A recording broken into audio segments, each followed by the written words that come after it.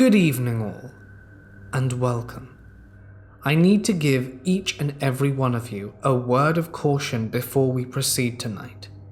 As you can imagine, the job of firefighters and the emergency services is not an easy one, with pretty challenging cases to deal with regularly. Some of these stories may upset viewers, and I strongly do not recommend you listening any further if you have a weak constitution. You have been warned. But for now, it's time to get profoundly uncomfortable and let the darkness take control.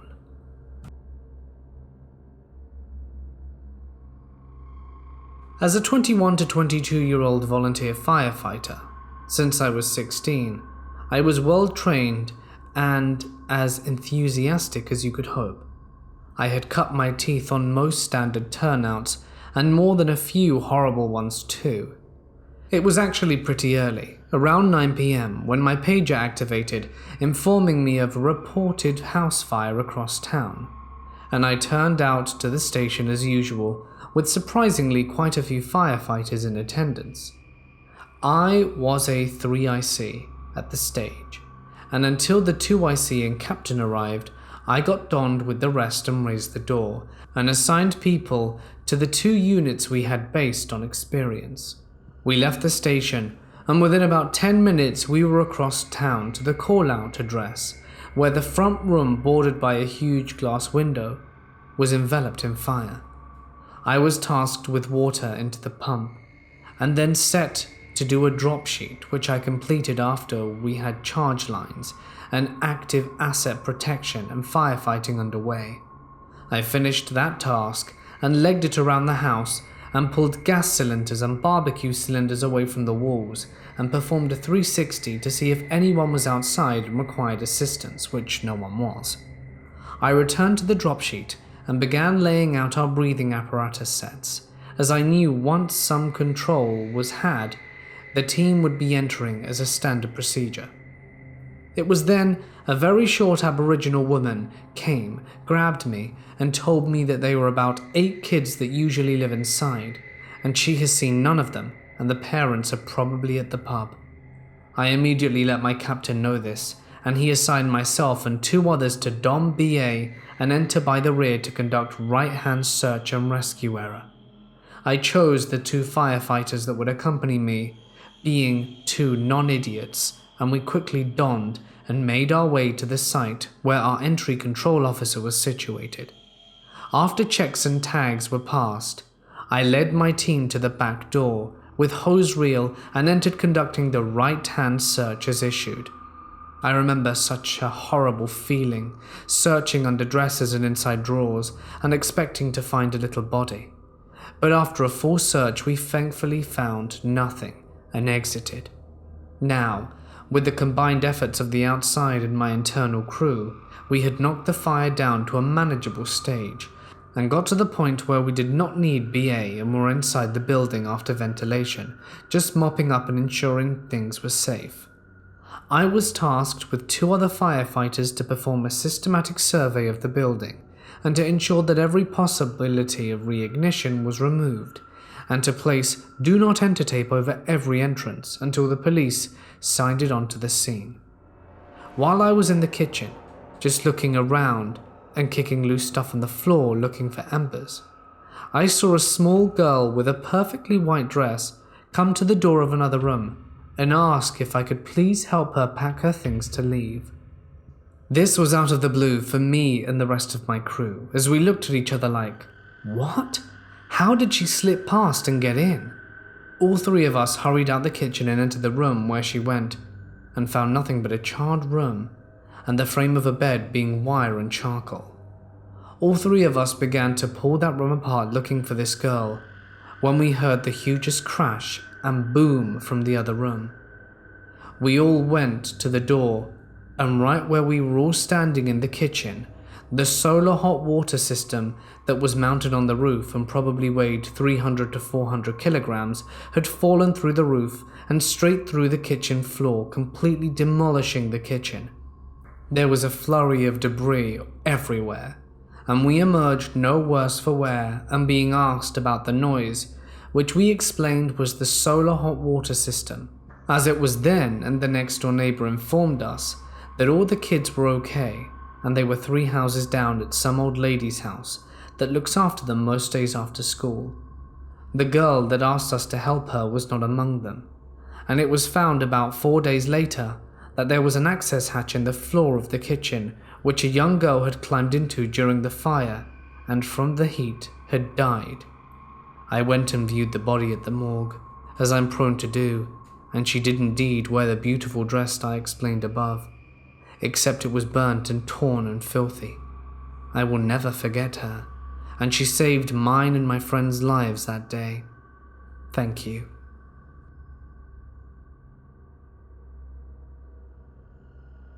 I work on an ambulance as an EMT, and one day we get a call for a bike versus vehicle. The patient, as it turns out, had decided to ride his bicycle through a busy street without using a crosswalk or looking both ways. He was hit by a car going at approximately 20 to 25 miles an hour. When we arrived on scene, the fire medics had just gotten there as well.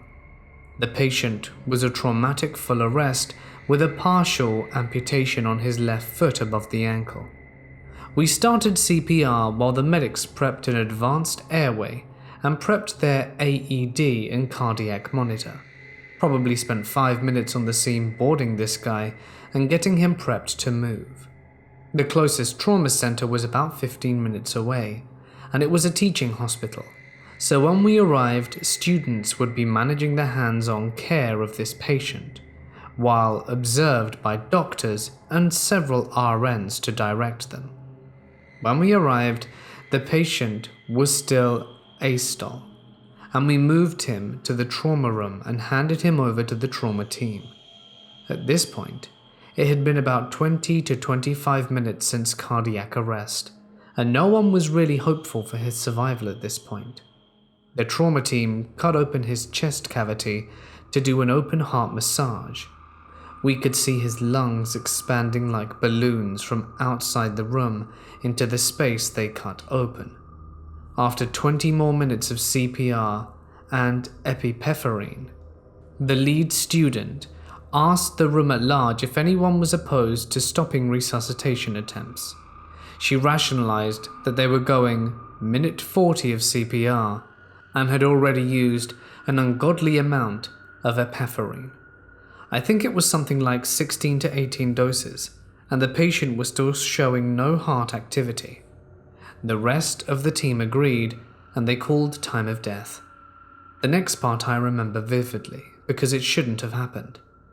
The patient was still connected to his heart monitor at this point, and about 5 seconds after they stopped CPR and called time of death, the patient's heart started on its own. At this point, the regular MD and nurses took over, and I specifically remember the doctor saying, let's get him prepped for surgery. I have no idea if he survived after that, as he was taken out of the trauma room. One of the downsides of EMS work is we never get to see the results or know if they ended up making it.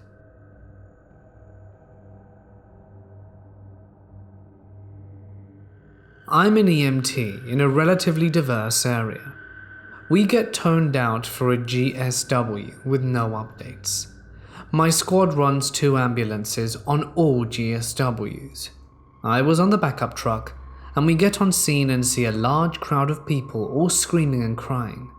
The cops point us to a kid who is holding his hands in his face and has no obvious injuries until he looks at us. Blood just starts to pool out his head. The kid was shot in the face, but was still able to talk to us. He was losing an unhealthy amount of blood, so we quickly got him in the truck and called for a bird or helicopter. As we are loading him in the back, he asks us, "Why am I alive?" Those words will stick with me. No one had an answer for him. We quickly start bandaging the wound. It's a small hole right above his eye, and we can't find an exit wound and suspect the bullet is still inside his head. He's bleeding so much that any piece of gauze is immediately soaked. We get a trauma dressing on the wound and it's barely working. Medics arrive and start with the IVs and fluids, and the helicopter finally arrived and we were able to ship him to a good hospital. We later found out that the kid was shooting a rap video of his friends on his phone when the gun went off. The bullet traveled through the phone, struck him above the eye and started to bounce around in his head. The bullet exited below the kid's eye. We couldn't see that hole from the amount of blood, and when we packed the trauma dressing, it applied pressure to both wounds. The kid is expecting to make a full recovery, but will most likely never see out of that eye again. I think a lot about that kid, and hope he's doing better now.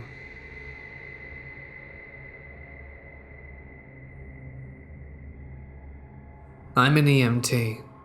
Iraq, 2009. A few different times on radio watch, I was basically just sitting and listening for anything of note on the comms, and I heard a call go for a medevac. Not even 2 minutes later, the status of the casualty changed. I could hear the emotion in the RTO's tone. Went from hey, hurry the hell up to just flat. Dust off 1, status change. Mark is killed in action. Another time a call went out for a medevac. The RTO was calm as could be, but in the background, God, I could hear the kid begging while the medics were doing everything they could, and the RTO and medevac station were coordinating. Last thing I heard from the kid was, "Thanks, Doc." I looked up and see this guy's battle roster number, and he was only 19. It's been 10 years and I still hear those transmissions in my sleep. I've only ever told 2 people about them. Just marked them in my radio log and went with the battle roster numbers and tried desperately to forget.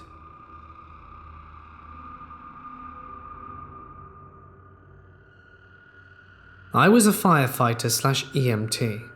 Company office and the paramedics from my firehouse were working on the way after being called by radio. A mother had delivered at home alone and was suffering severe postpartum bleeding. My crew were attending the newborn, who seemed to be doing okay. Umbilical was clamped and the baby girl was kept warm. All around Mum, it looked like there was enough blood to fill a kitchen sink. Her blood pressure was the lowest I had ever seen in a conscious person. The mother said, "Will you pray with me?" I never pray. I've been an atheist since preteen years, but we prayed. She did. I held her hand, she whispered her prayers, so I never actually heard her say anything else before transferring her care into my paramedics. By the time we loaded both patients into the MED, the mum was unconscious and intubated. Paramedics didn't get back to the firehouse for several hours because they caught a couple of more radio calls. It was something like 3:30 a.m. when I learnt that the mother had passed on her way to the hospital.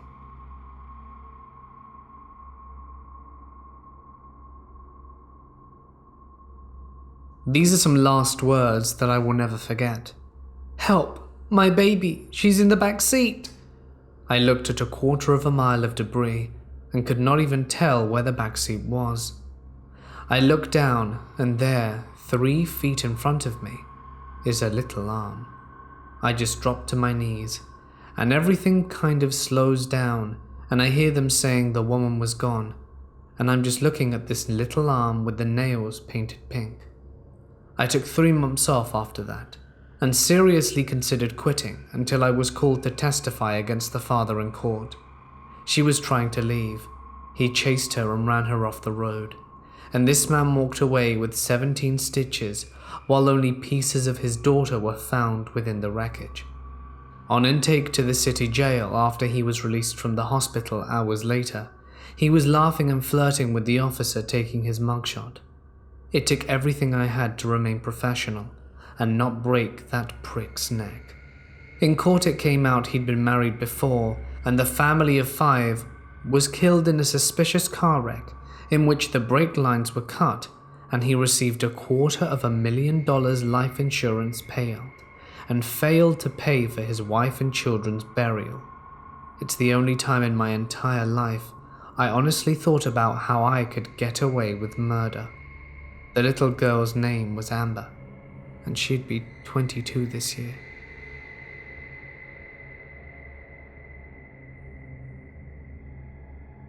I had been working as an EMT for a few months, and I responded to a man of 41 who had a syncopal episode. We got there and the man was A/E times 4, and he said he was fine. He decided to take a ride anyway, and about 5 minutes out from the hospital, I called the ER to give a report. The patient was fine, comfortably resting, no pain, vitals were stable. Not even 2 seconds after I hang up, the man looks at me and says, "I feel like I can't breathe." The man was at an O2 stat of 98% on room air. Then he looks at me straight in the eye and says, "My chest hurts, like a lot." I asked him how he would rate the pain. He said 5 out of 10, then rolled his eyes to the back of his head. He goes limp, had a cadet start CPR, AED, and advised no shock. I continued to work the code even in the ER, but he never made it. The worst part of this ordeal, the patient's wife was in the front seat and heard and saw everything.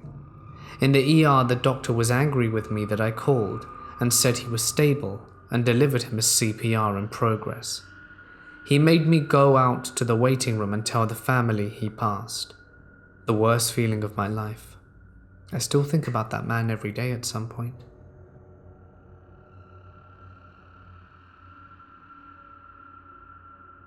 A middle-aged man was struck by a car while he was in the crosswalk.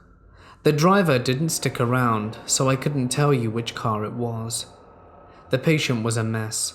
Bilateral femur fractures, multiple fractures in the arm, head and torso trauma, but he was fairly with it, all things considered.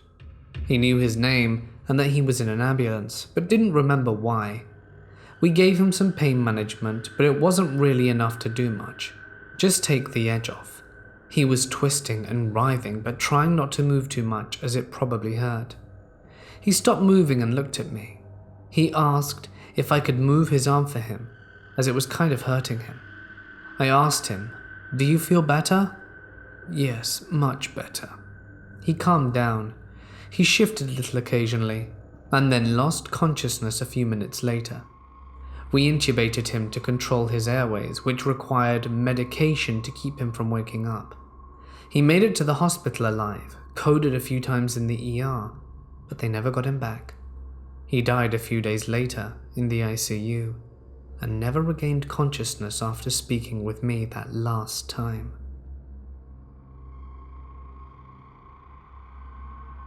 I was transferring an elderly woman, riddled with cancer, to a hospice care facility. She was initially unresponsive, no verbal or physical stimulation at all, no eye contact whatsoever. To make things worse, she had gasping respirations, which is a sign that you aren't getting enough oxygen while on a non-rebreather. Her vitals were in rapid decline as well. The paramedic that I was working with pulled me to the side and said, "Listen, she's definitely going to code in the next 15 minutes. I just nodded my head and tried my best to do what I could do for her. We stalled so the family could come in and say goodbye, but they didn't believe us. So we began transport. I set up the AKG and we got rolling. All of a sudden, her eyes moved around the ambulance, frantically looking for someone, anyone. They locked on me. She stared me down and let out a weak, "No," and then she coded, with her eyes still staring into my soul. This all happened on my second day of training. If I close my eyes, I can still remember every detail of her face.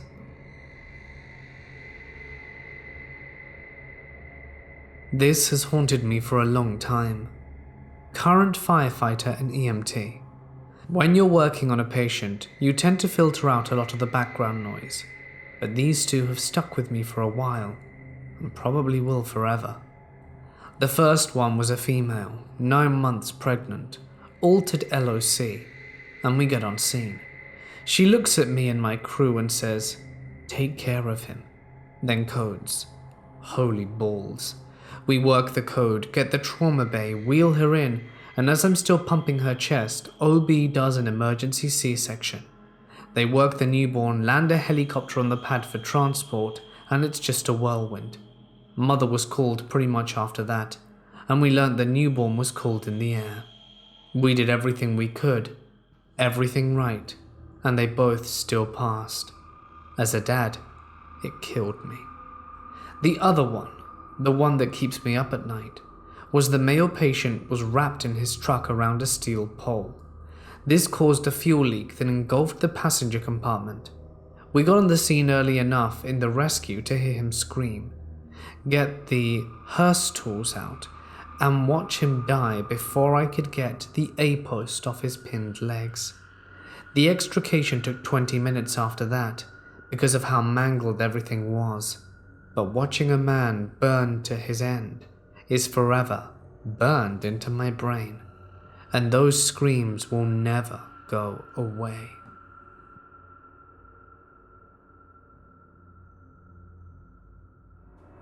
I was attending a young male in his early 20s.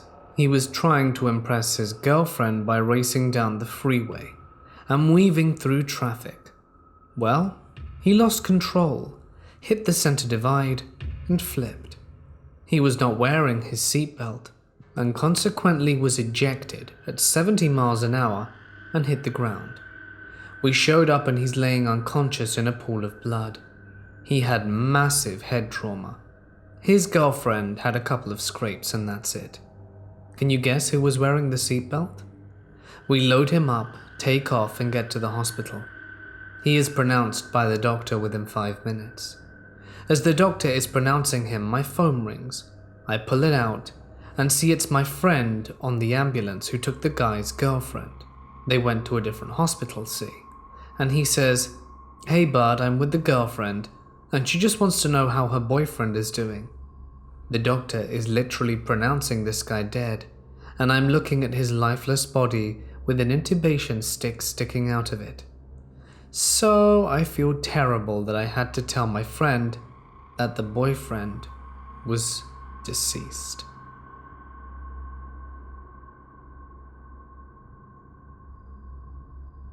I used to work in the city, and our company covered surrounding towns. Only a couple of 100,000 people with suburbs, and beyond that, woods and a river valley. Nothing special. We had to respond to the fringe of our coverage area in another town one night, and after almost getting there, we wound up being cancelled by first responders en route. It was 4:30 a.m. on a Wednesday in autumn. The ride back to civilization is only a 20-minute trip. It's a long straight road with dim street lights and thick forests on both sides.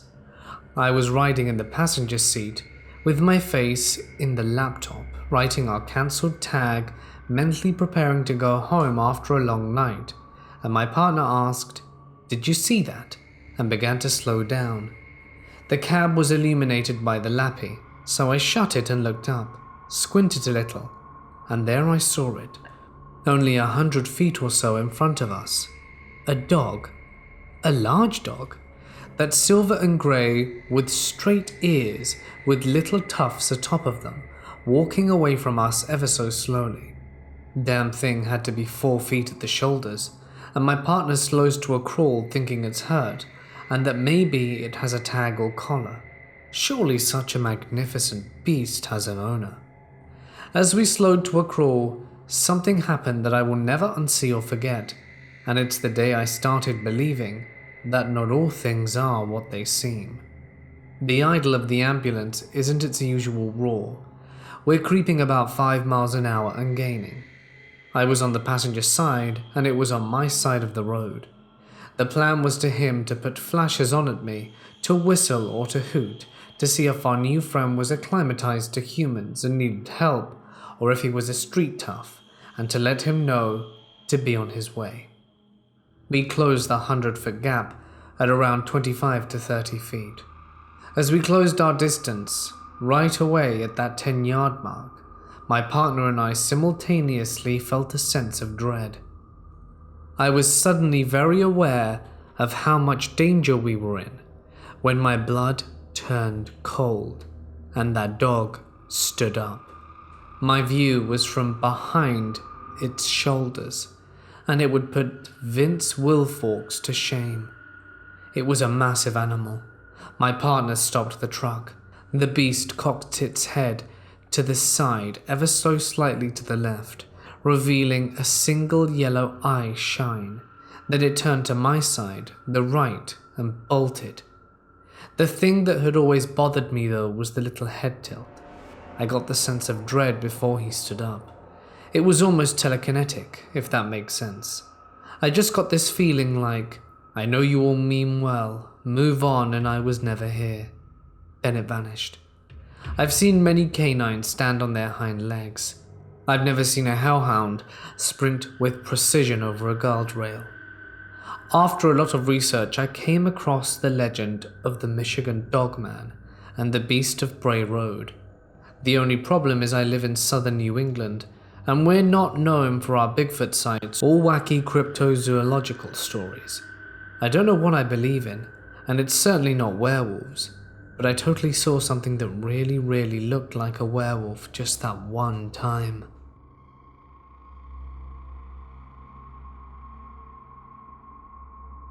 Some years ago, I was on a night out with some friends when we came across a girl in a state.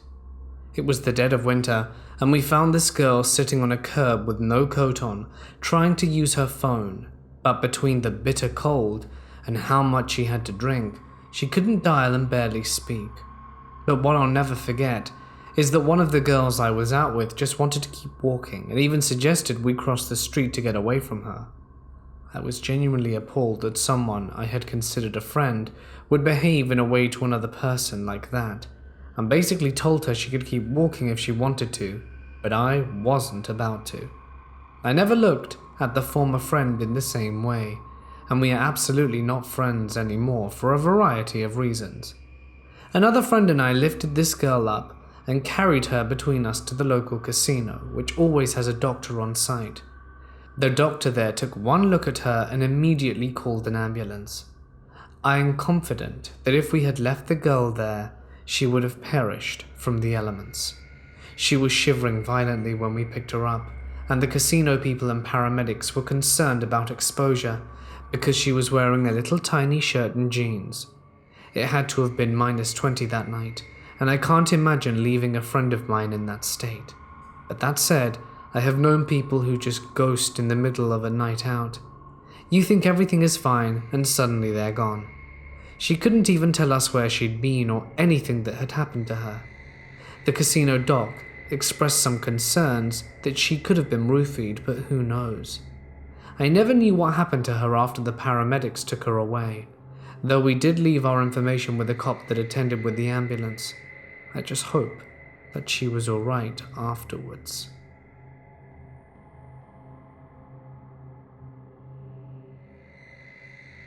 A few years ago, my girlfriend and I were watching TV over my mum's house while she was out of town. My old bedroom was in the basement, so that is where we planned on sleeping. At around 2:30 a.m. I decided to come to bed after watching some TV. My girlfriend was already fast asleep in bed, and just as I was turning off the light to tuck myself in, I heard a massive thud come from upstairs. Now this was no ordinary thud. It was a noise that was so deep and heavy that it shook the entire structure of the house. My girlfriend, who was a very deep sleeper, awoke to this noise and saw me, pale as a ghost, staring right back at her. I feel like I need to take a minute to describe the magnitude of this noise. Initially, I thought either A, someone drove their vehicle into the side of the house, B, someone took a sledgehammer to the front door, or C, the grand piano somehow managed to drop through the floor from the top level. Now, as you can imagine, we are both terrified. I immediately get up and lock my bedroom door and grab my baseball bat while my girlfriend grabs the cordless phone and goes into the closet. I know it sounds like we're overreacting, but at the time we were absolutely terrified. She dials 911 while I wait by the door with the bat. She gets through and explains that we might have an intruder. The operator tells us to wait on the line while she dispatches police. Fast forward a few minutes and the cops arrive. We're both freaking out because we think the line has been cut, but almost immediately the phone rings. I answer, and it's the police, notifying that they are outside the house. He says, "Okay, here's the plan. We're going to walk the perimeter of your house and look for any signs of forced entry. If we do not get anything, we will ring the doorbell 3 times, and you will come upstairs and let us in. Understand?" I tell him yes, and after a few minutes of silence I hear the doorbell ring 3 times. Now this is probably one of the scariest moments in my life. I unlock the bedroom door and run through the darkness of the basement up the stairs and to the front door. I unlock the door and find a handful of police cars, including an undercover unit, as well as the K9 unit parked on the street and on the lawn. He tells me to grab my girlfriend and any pets we may have, so I do so. We come outside and they bring the K9s to the door. "Police, call out now or you will be bit." He yells 2 or 3 more times and releases the dogs. After a few minutes in the house, he tells us that the street leading to and from the house have been blocked off and they are stopping any vehicles going through. We both feel terrible for causing such a scene, but he assures us we did the right thing. To this day I still have nightmares of this night.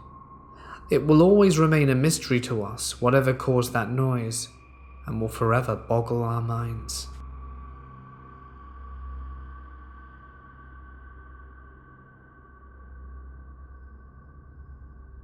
I used to work as a paramedic for the Red Cross a few years ago. This was in a city located 2 hours north of Mexico City called Querétaro. It's a colonial town surrounded by semi-desert forests full of cacti and yucca plants. Just to make things clear, I consider myself a well-prepared woman who has always been guided by logic and science. Nevertheless, strange events had happened to me during my years of service, specifically when we were dispatched to assist in rural communities. That's when the ambulance driver and I started to notice a weird phenomenon that I'm gonna call the ghostly cloud. Every time we were sent out of town at night to see these communities, a strange kind of cloud appeared in front of the ambulance. Not every time. The ghostly-like cloud appeared only when the patient in question was a child. Let me say that the roads to these small communities are usually lonely dirt roads flanked by nothing but crops. They're very dusty because of the dryness of the semi-desert, so water condensation is certainly not a cause. Whenever we would arrive, the child was already dead or gasping, taking his final breaths, something us technicians called agonial gasps. We performed CPR maneuvers, but most of the time there was nothing we could do. There would be times we would receive calls where the patient's identity would be unclear, or where we would be assured by dispatch it was an adult. But then this tiny cloud showed up and accompanied us the rest of the way, and vanished as soon as we arrived to the address. Somehow we knew it was not an adult we were going to see. This strange fog somehow moved with us as if it were dancing. We tried to give an explanation to it, and we obviously had the ambulance checked, its engine and the like, to see if it could be some kind of evaporation. We were professionals and could not be guided by superstition, but the real cause was never found, so it became a sign. Whenever the mysterious ghostly cloud appeared, we knew a child would be involved. We just knew, no matter what the dispatcher would say. Whether it be a sick kid, a miscarriage, or a mother giving birth, the outcome, sadly, would always be the same. We had other kinds of reports as well. Accidents of every kind, car accidents, rollovers, and in these cases the tiny cloud never showed. So we already knew if we saw the tiny cloud, the driver and I, unmistakably, knew it to be a child.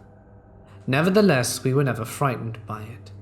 We never thought of it as something sinister, or that could cause us any harm. It was just there, dancing around our ambulance.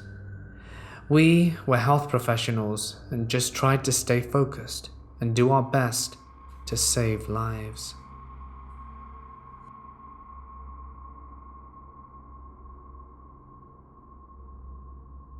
I work as an emergency medical courier. What is that, you ask? Well, basically, hospitals and retirement homes run out of supplies and meds like you wouldn't imagine. Oftentimes I'm delivering blood or surgical tools to an ER while someone is on the operating table from a gunshot wound or stabbing. I've had calls where someone is having a heart transplant and needs blood immediately, or they're dead. There must be a lot of gangs in my town because I sure as hell stay busy, or just a bunch of really fat, unhealthy people making terrible life choices. But hey, I digress. Sometimes I'll receive a delivery for organs even. I'm on call and constantly busy. I only work at night, as it's easier to travel and get to where I'm going to faster. Let's turn the clock back 2 weeks, to where this all started going downhill, and my life begins to fade to black. I get a call to pick up some blood from the Red Cross and take it to the hospital in Powley, Indiana. Okay, no problem, I thought. Hell, it's only an hour-and-a-half drive. Easy. I grab my keys and my service pistol. I'm a veteran with a concealed carry permit, and I never leave home without it. I head out to retrieve the red blood cells for delivery. I arrive at Red Cross for the blood, show my badge to get in, and sign for it. So far, so good. Approximately 11:30 at night. The roads are clear and the weather isn't too bad. No traffic, aside from all over the road truckers. Cross over the bridge to Indiana, and now I'm on Highway 150 westbound to Paoli. I have the blood in the back seat, and everything is going fine. I turn on cruise control and set it to 50 as I sit back and relax, have some music playing, and a slight drizzle begins to come down all around.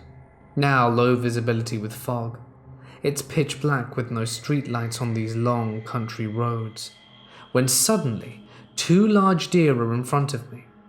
I slam on my brakes, and they lock up on the wet road.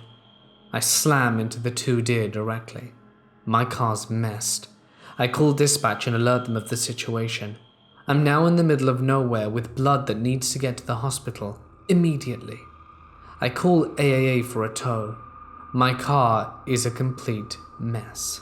I wait for a driver to come and retrieve the blood to complete the delivery as I wait for the tow truck. My livelihood is driving for a living, and now my car is junk. The 2 deer scatter in different directions, and I get out a flashlight and assess the damage. It's 20 degrees out, and the heat doesn't work in my now destroyed car. Eventually, my car and I make it back home. I order parts to try and save my work vehicle, as I also have a family and need it for everyday use. I'm now out of work, or at least until I can make the necessary repairs. Days come and go, and I get the parts: radiator, fan clutch, coolant reservoir, and the like. After days working on my car, bending metal, stomping on my hood, and replacing everything I need, I did all of this in the freezing cold. I get it running, and finally I can get back to work.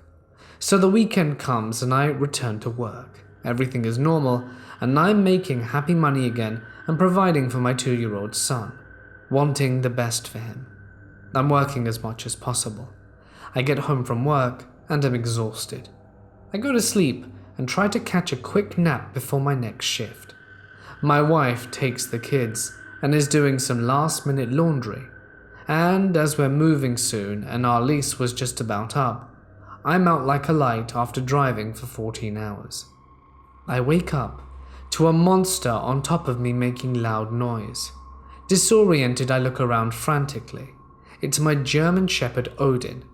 He's a 75-pound 2-year-old dog. His fierce barking puts me in a frenzy, and I try to look at my surroundings, but all I see is the thickest dark black smoke you could ever imagine. I grab my phone and light up my flashlight. I can't even see an inch in front of my face. Wearing a t-shirt and shorts, Odin and I make our way downstairs trying to escape. Odin is a dog, and he's not wearing clothes. I can't breathe as I inhale the most horrible fumes and gases from whatever the hell is causing this madness. We are now outside. I call 911 coughing and fall to the ground, slowly losing consciousness from smoke inhalation. "Oh," I yell into my phone. Our 5-pound terrier is still in the house. Operator makes it clear I am in no way to enter the home and to wait for the fire department. I have no idea how long they'll take.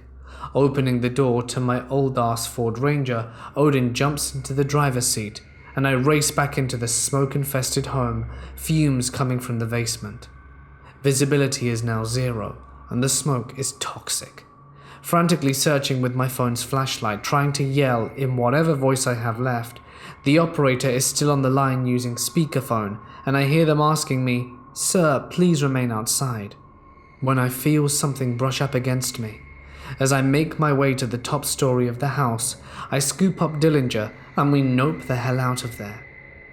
Just as we make our escape, the flames are rising as my wife and kids pull up. She's freaking out, yelling and screaming as I hand her the dog and collapse to the ground. I'm slipping in and out of consciousness for what feels like hours, but was probably only minutes, when the fire department and EMS arrive. I'm now being carried by 2 large firemen to the back of the ambulance, as I see about 15 men get suited up with gas masks, axes, and the big-ass water hoses, rush into my burning house, and hearing my wife and 2-year-old boy cry for me. I feel someone or something push against my ribs and something soft against my mouth. I knew the EMS woman was administering CPR and chest compressions to me as I kept on passing out. I'm awake in the back of the ambulance, being questioned by firemen and investigators, asking me fire-related questions. Choking and coughing, I'm barely able to relay much. I'm still very disoriented and confused as to what just occurred. I tell them as much as I know, which wasn't much, as I was just sleeping before I had to get up for work. I try to go back inside. I learned that they cut power and said we couldn't go back down there anymore. I wanted to grab some things if I could, so pissed off, I go sit back down. Them wanting to take me to the hospital, and I yell how the hell I could leave my family. They now have no roof over their head and it's freezing cold, as well as no food, and I have to take care of them. "Sergeant, we have a refusal," I hear him say. "It's okay, son, but I must warn you there will be some side effects from your smoke inhalation. You need to get checked out in the next few days." "Yes, sir," I muttered. It turns out that the dryer somehow malfunctioned and caught fire. That's what the fire department would later tell me. But we know what really happened. Lint tray was empty, and the dryer plug untouched and unharmed. It was very strange and they were all baffled, taking notes for firemen, get the model number for the dryer, and see if there are any recalls for that particular one. I don't have any evidence. There just isn't any logical explanation for the fire. I know something evil haunts me. It's 2 days later and I'm cleaning the place out, salvaging what I can and throwing out everything that was damaged by smoke and fire. Thankfully, I've had renter's insurance, and they sent us some emergency funds so that we could have a roof over our head and food to eat.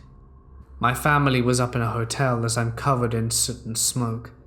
I hear from the fire investigator, and he informs me that if my dog did not wake me up when he did, a few minutes later, I would have been perished for sure. 2 things I'm grateful for: renter's insurance and my best friend Odin the German Shepherd. I urge everyone to get both. I showered my best friend with some well-earned treats, and I'm sharing this with you all because I haven't slept in days, and nearly perished. I'm now terrified every time I lay in bed. Here's to another night of no sleep.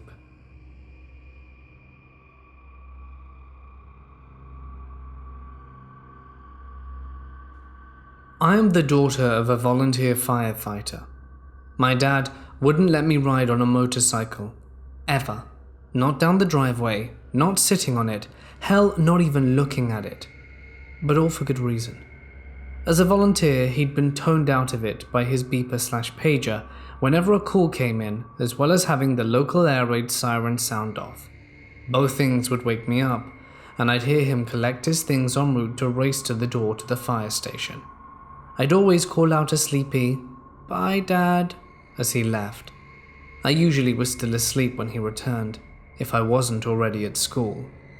One night, as small town folk are known to do, a party happened. Much underage drinking was had. Kids from not-so-good homes flocked to neighboring towns, villages, to party with older people. On this particular night, a 15-year-old girl decided to drink and party with some other olders than her. This particular guy had a motorcycle. It was the 80s, so go figure.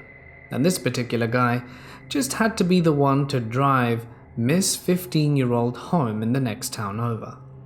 As drunks are known to do, this particular guy had a lapse in judgment when flying down 97A with a likely terrified 15-year-old in the back.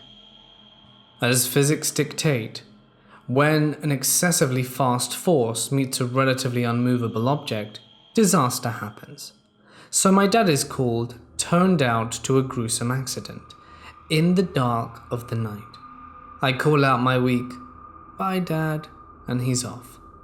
When he arrives, he is in no way prepared for what he has to help triage. The driver somehow survives and is pacing next to his bike, now in hundreds of pieces scattered on the highway. And Miss 15 is next to a telephone pole in bad shape. So bad they're using airbags to hold her together. She's still alive, barely, but in 2 pieces and being held together with airbags. My dad gets to work assisting the EMTs who were on scene, the only 2 that our town had, not really knowing how the hell he can help. The airbags are a last-ditch effort, and he knows she'll perish. Everyone does, except for the guy who keeps screaming, "Will she be alright?" over and over. Nobody, just no. After a few more minutes, it's pretty clear there's no way to get her stable enough for transport to our local community hospital, with its 1-room ER, and that she'll basically bleed out where she came to rest in the bike lane. Soon after, that's exactly what happens. My dad and other volunteers are in shock and stand around at a loss. There's not a whole lot else to do but clean up the bike parts, so my dad tasks them to do exactly that. Menial tasks to help deaden the shock, perhaps. When everything was picked up, he released his guys from the scene and everyone headed home. The part I distinctly remember, though at 7 or 8 I didn't really comprehend, was when Dad got home. He came into my room, clothes still smelling like his turnouts, which was a mix of structure fire and wild land fire smell. Firefighters, you know what I'm talking about. And he got on his knees next to my bed. I don't know what time it was, but it was still dark out. He nudged me awake and said flatly, "You will never, ever ride a motorcycle. Do you understand?" And being 7 or 8, I said, "Sure," and fell back to sleep. The next day, my dad and mom and myself went to the accident scene, which had only been partially cleaned up. Dad drove by the brush rig and was using it to hose down the blood on the highway. That which couldn't be removed by water got disintegrated with big 2-liter bottles of Diet Coke. I sat in the truck while my parents did this. I still don't know why it was them, why the guys didn't take care of it earlier that morning, or why he brought me with him. I don't want to ask. Dad suffers from terrible PTSD from that one call. Counseling and journaling never helped. He manages it in his own way. Once in a blue moon, he'll rehash this story with me. I'm glad to listen. It seems to help him cope.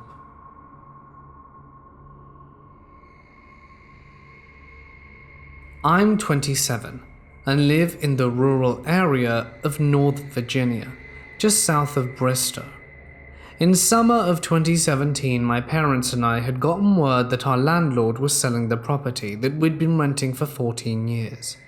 My parents took their free time to look through available rental properties not too far from us, just to be ready. Fast forward to the end of September that year. My parents come to my workplace just as I was going on break and bring up that they had found the property to begin renting. We were to start moving immediately.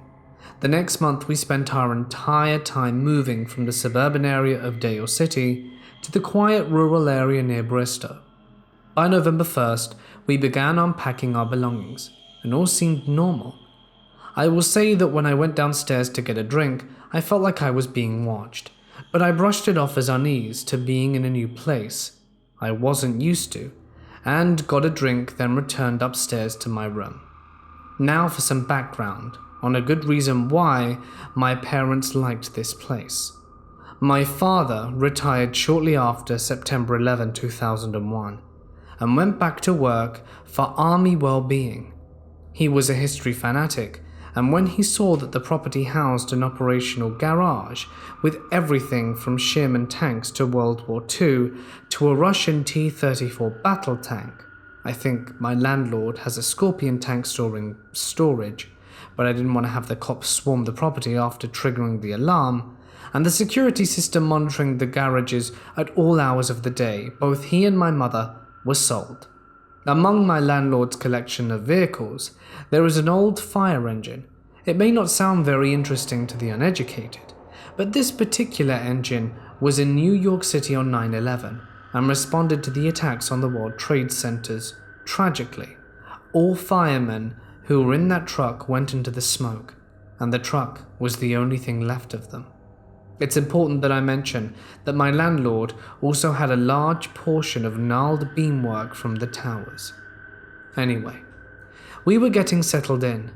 My parents would notice movement out of the corner of their eye, and turn in the direction of the movement, only to see nothing there.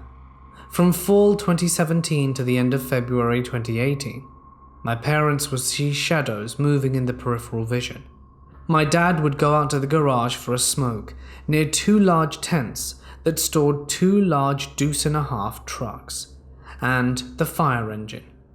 Several nights, he said he would see shadows moving around the fire engine, like the crew was still keeping the vehicle in working order. My mother even said she saw a figure out of the corner of her eye walk out of the kitchen and into the sitting room, and when she looked in the direction of the movement, nothing was there. She told me she could hear me in the bedroom above her and ruled me out the cause of the movement. The first weekend in March 2018, there was a freak windstorm that seriously damaged the framework of the tents housing the fire trucks and larger trucks. The men working at the garage, restoring the military vehicles for my landlord, moved the fire engine down to the garage. Needless to say, we haven't seen anything strange since then. My landlord still has the trucks in his collection, and it includes a part of his military vehicle museum near the end of summer every year. If you come around and see movement around the fire engine with no one there, don't worry. It's just the departed fireman, making sure that all is still well.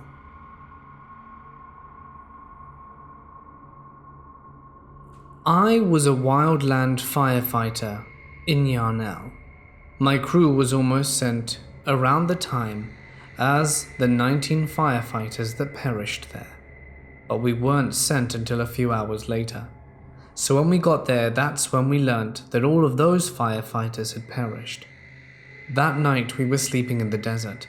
Many of us don't like tent, so we just make do with tarp on ground and sleeping bag on top of tarp. Anyway, I was awoken by a horrible wind. It was very powerful and blew sand and bugs against everything so hard it hurt. I pulled the sleeping bag over my head to shut out the wind and sand, and about a half an hour later, there was a huge alarm and lots of people running and all that. I suddenly pop out and saw everyone was piling up in the vehicle, knowing that the fire wasn't far away and the wind was crazy.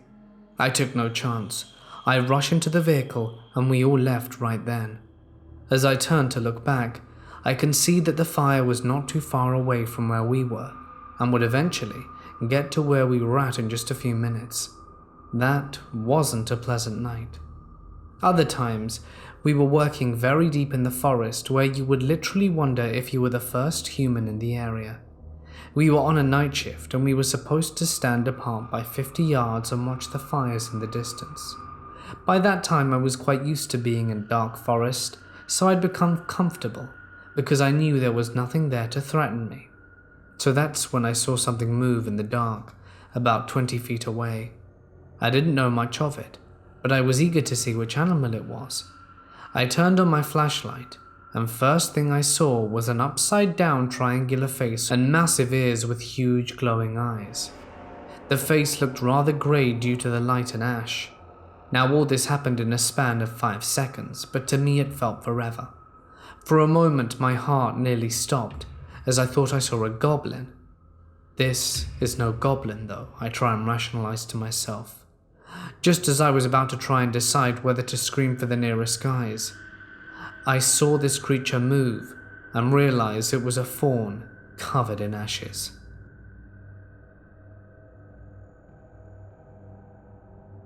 As a firefighter, I was called out to a crematorium. 3 panicky, well-dressed people met us at the back door, where light smoke was coming out. They were the funeral director and 2 other employees there, and had been attempting to load a woman into the crematorium, but the thin board they had used on her broke and couldn't get her in all the way. The oven was set to 1600, and it currently had about 900 and rising. The body was half in, and they couldn't get her in to shut the door. The top half of her was sizzling and charring and smoking a little.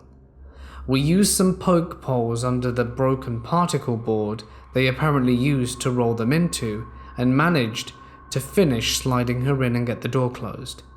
I expected it to really stink, but it smelled like steak just pulled off the grill. Maybe her hair and stuff had already burnt up before I got there, so I was only smelling cooked meat.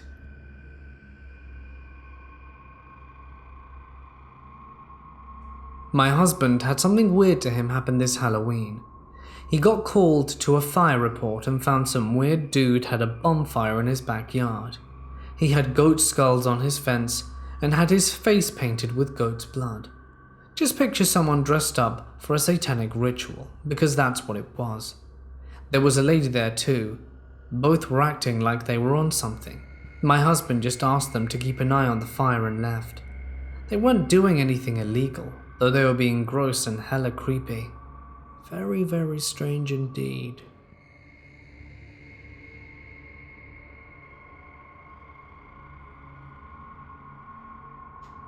Hey guys, it's Mort here and thank you so much for listening. I told you things were gonna get dark. I hope that you were prepared for it and hope you managed to sleep tonight. Yeah, these stories were strong. Damn, I can see why people get traumatized. Anyway, as always, a huge thank you to my lovely patrons.